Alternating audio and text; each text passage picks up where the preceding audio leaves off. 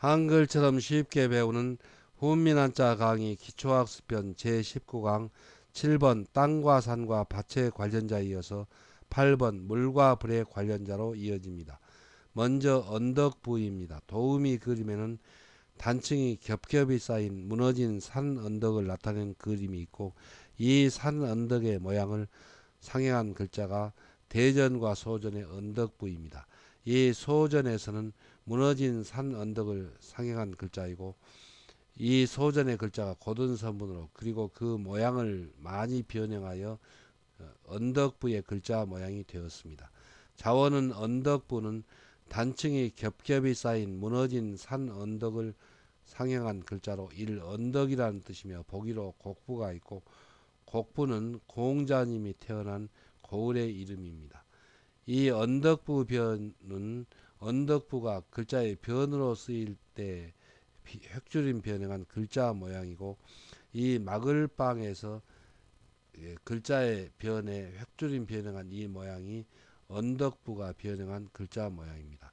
또 이 글자와 글자 모양은 똑같으나 고으릇방은 글자의 오른쪽 곧 방으로 쓰일 때의 글자 모양입니다. 훈과 음은 언덕부입니다. 다음은 구덩이감입니다. 도음이 그림에는 땅이 움푹하게 파인 구덩이의 그림이 있습니다.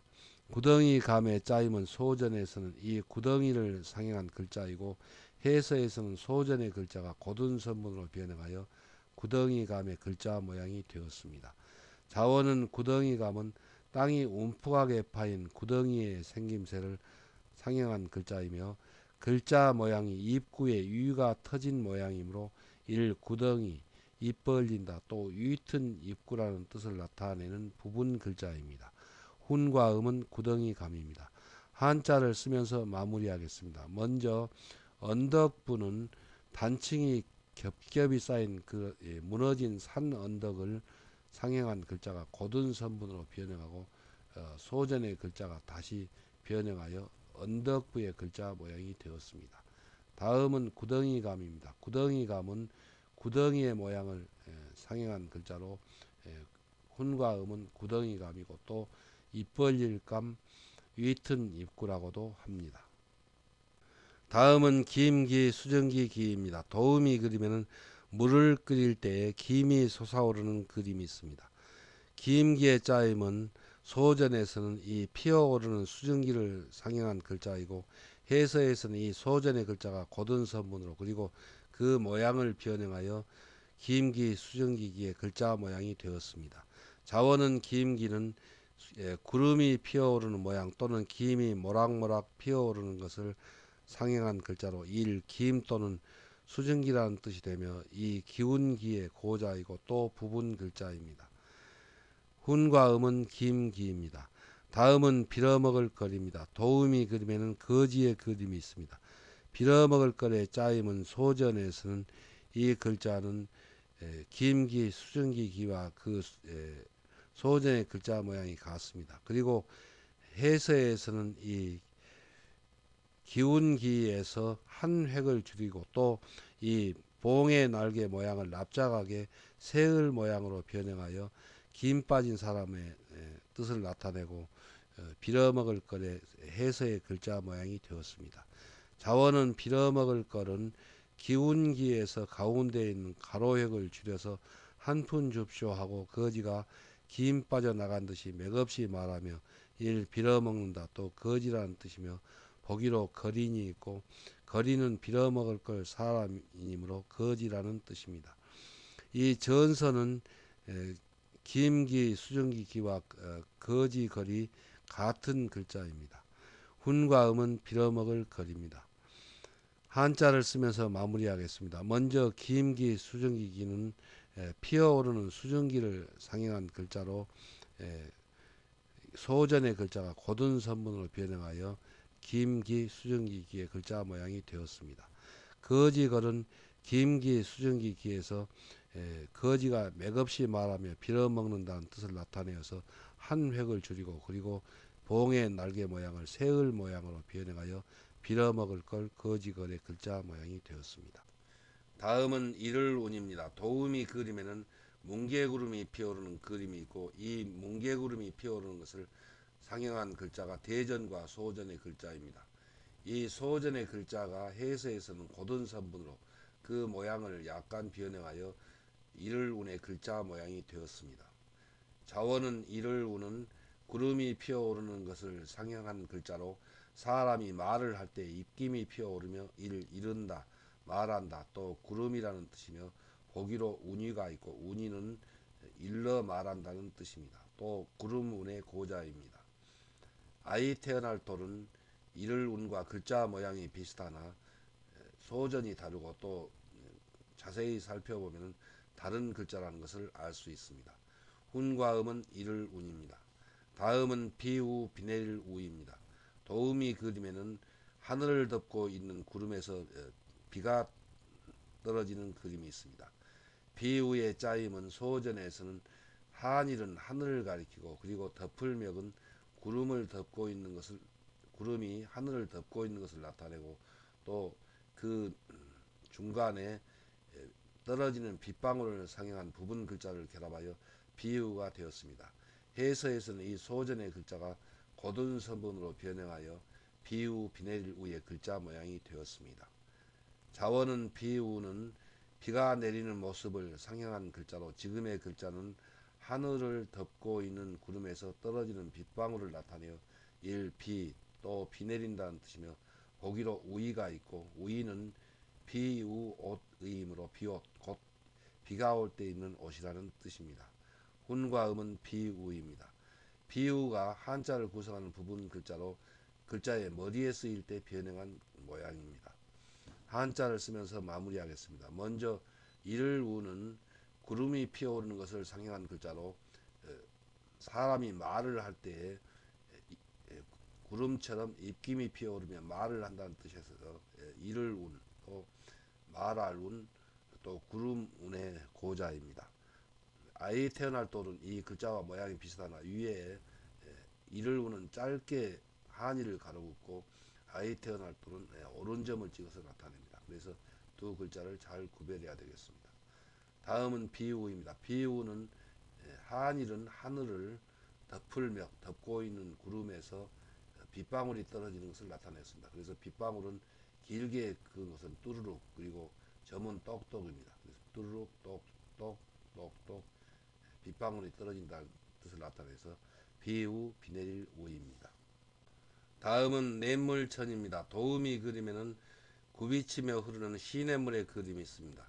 대전과 소전에서는 냇물이 굽이치며 흐르는 물줄기를 상징한 글자이고, 이 소전의 글자가 해서에서는 고든 선분으로 변형하여 냇물천의 글자 모양이 되었습니다.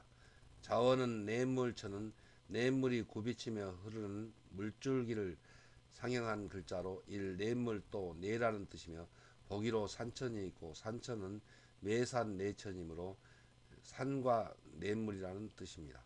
훈과 음은 냇물천입니다.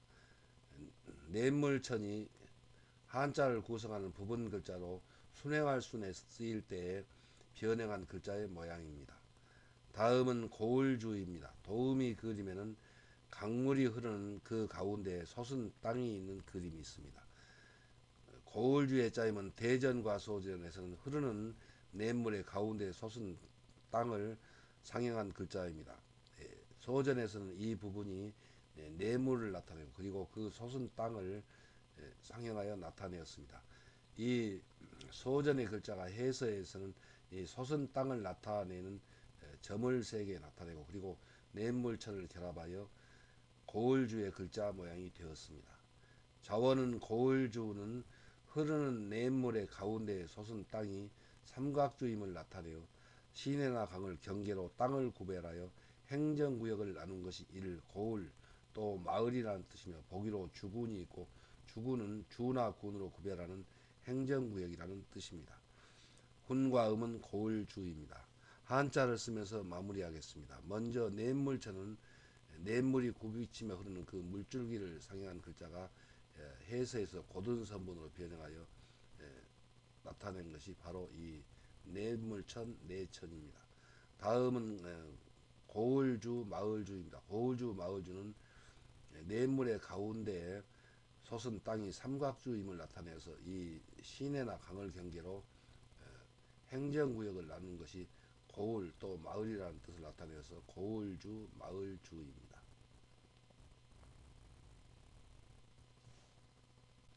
다음은 몰수, 강물수입니다. 도우미 그림에는 큰 강물이 흐르는 그림이 있습니다. 몰수, 강물수의 짜임은 대전과 소전에서는 강물이 흐르는 물줄기를 상징한 글자이고, 이 소전의 글자가 해서에서는 고든 선분으로 그리고 그 모양을 크게 변형하여 몰수, 강물수의 글자 모양이 되었습니다.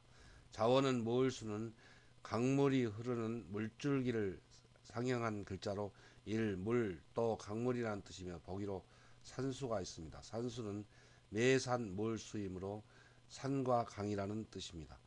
훈과 음은 몰수, 강물수입니다.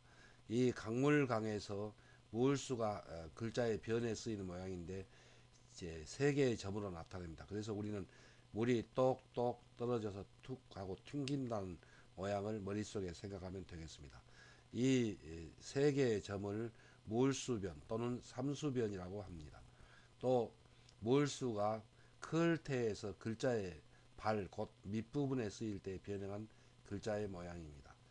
다음은 얼음빙입니다. 도우미 그림에는 얼음판에서 스케이팅을 하고 있는 그림이 있습니다.